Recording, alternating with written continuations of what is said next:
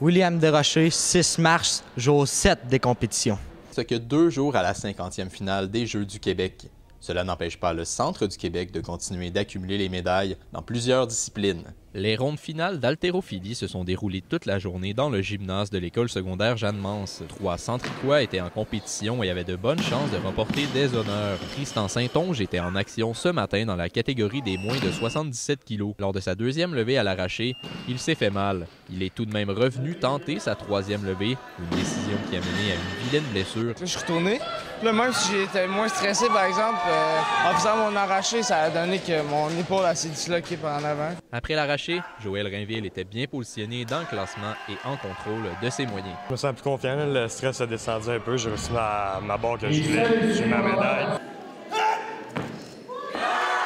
Même s'il n'a rien gagné, William Desrochers garde de bons souvenirs des Jeux. J'aime bien l'entraide de toutes les régions, on se parle gros. Tout le monde se regarde, on est tous bien sociables. À l'Aquacomplexe, c'était aussi jour de finale en plongeon dans plusieurs catégories.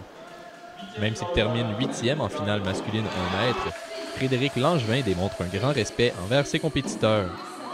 Ils sont vraiment bons, c'est dur de compétitionner contre eux quand ça fait des années qu'ils font du plongeon, puis ils s'entraînent 20-25 heures semaine. Et ils sont vraiment bons, puis je suis content pour eux, ils méritent tout ce qu'ils ont. En taekwondo, Charlie Bellemare a récolté le bronze et Sarah Pain-Paré mérite une médaille d'or.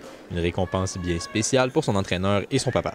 C'est rempli de joie, beaucoup d'émotions, c'est très plaisant, c'est beaucoup de travail, mais enfin, c'est fun de voir que le travail qu'elle a accompli pendant toutes les années pour la préparation a été récompensé.